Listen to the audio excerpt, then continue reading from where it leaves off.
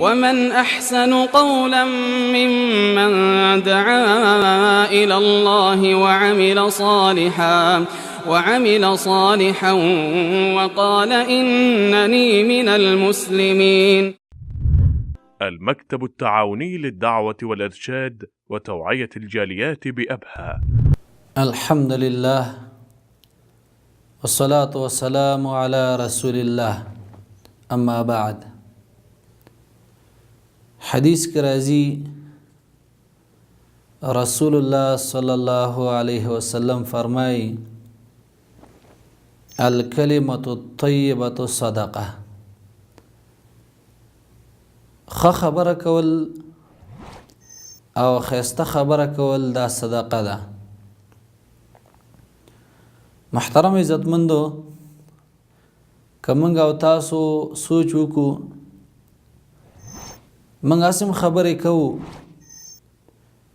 لګیا یو خبرې کوو او د خبرو نه خلاصې نشته دی، لیکن که چېرته موږ سوچ وکړو د خپلو خبرو کې چې زه دا خبره کوم او دا خبره زه د خولې نه وباسم، آیا دې کې پیدا شته او که نشته دی؟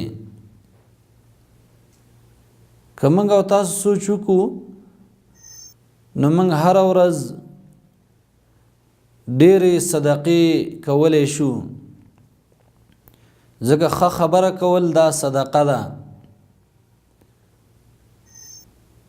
که موږ د یو بل سره میلاویږو او یو بل سره په ښایسته اخلاقو باندې میلاو شو،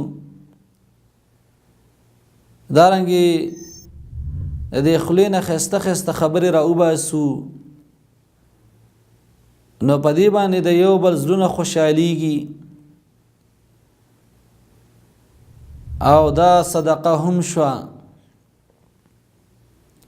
الله رب العالمین فرمایي وقولوا للناس حسنا، خلقو ته ښایسته ښایسته خبرې کوي. محترم عزتمندو، د څونه خلکو سره موږ د ورځې میلاویږو،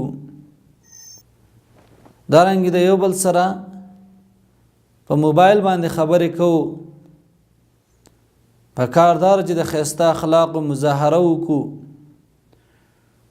او یو بل ته ښایسته ښایسته خبرې وکړو، د یو بل زړونه په دې خبرو باندې خوشحاله کړو او دارنګې د هغه خبرو نه ځان وساتو چې کومو خبرو باندې الله خفه کیږي. د غیبت نه ځان وساتو، د چغلۍ نه ځان وساتو، د کنزل نه ځان وساتو. محترم عزتمندو، ډېر کاره د موږ سوچ نه کوو او د خولې نه خبره وباسو او دا سوچ نه کوو چې دا غیبت دی، دا د چا عزت لوټ کول دي او دارنګې دا کنزلی دی، نه دا احتیاط ضروری دی. الله فرمایي ښایسته ښایسته خبرې وی کوي. دارنګې مور او پلار سره سړی کینی، مور او پلار سره سړی خبرې کوي، نو الله رب العالمین فرمایي چې ښې خبرې کوه، عزتمند خبرې کوه. وقل لهما قولا کریما، الله فرمایي مور او پلار ته ښایسته خبرې کوه، د عزت خبرې ورته کوه، داسې خبرې ورته مه کوه چې مور او پلار پې خفه کیږي. دارنګې محترم عزتمندو، کله سړی د مریض د بیمار تپوس ته لاړ شي، د هغې عیادت کوي، دا هم ډېر اوچت اجر دی. لیکن کله چې سړی د مریض خواته ورشي، د هغه خواته کینی، نو پکار دا ده چې سړی ورته د تسلی خبرې وکړي، دعا ورته وکړي او دارنګې داسې ښې خبرې ورته وکړي چې د هغه زړه ته به سکون میلاو شي.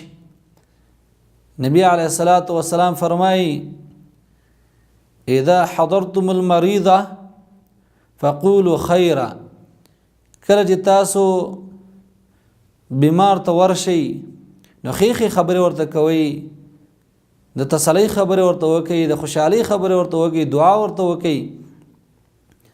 او داسې نه ده په کار لکه ځینې زنانه او دارنګې نارینه کې هم بعضې نارینهو کې دا شته دی چې د مریض تپوس له ورشي نو هغه د هغه حوصله ښه خرابه کړي، وایي دا څه چل د باندې شوی او دا رنګ دې ډېر زیات خراب شوی دی او دا خو ته مرګ ته نږدې. نه محترم عزتمندو، په دې خبره کې الله رب العالمین ډېر زیات اثر ایښی.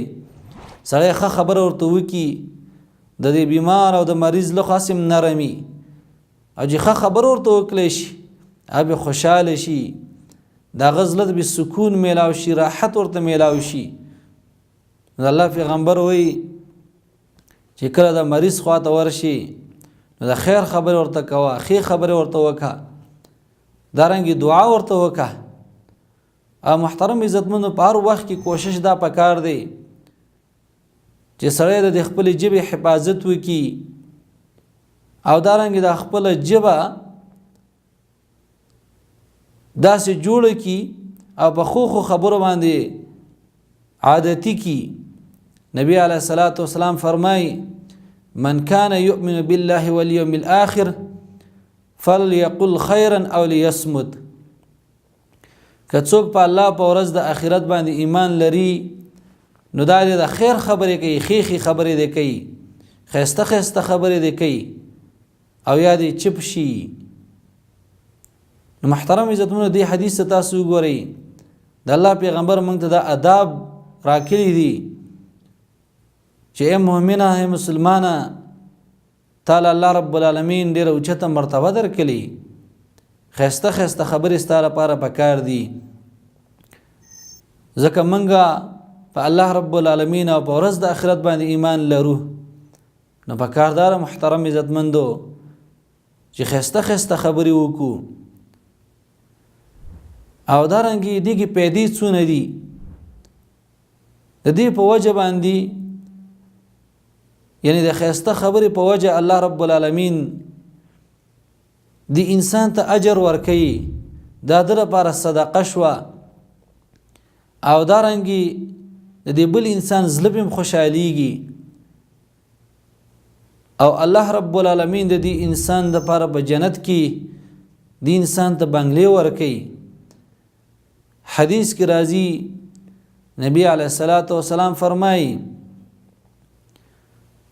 ان فی الجنة غرفا، یقینا په دې جنت کې بنگلې دي او کمرې دي، او داسې بنگلې او کمرې دي چې د هغې ظاهر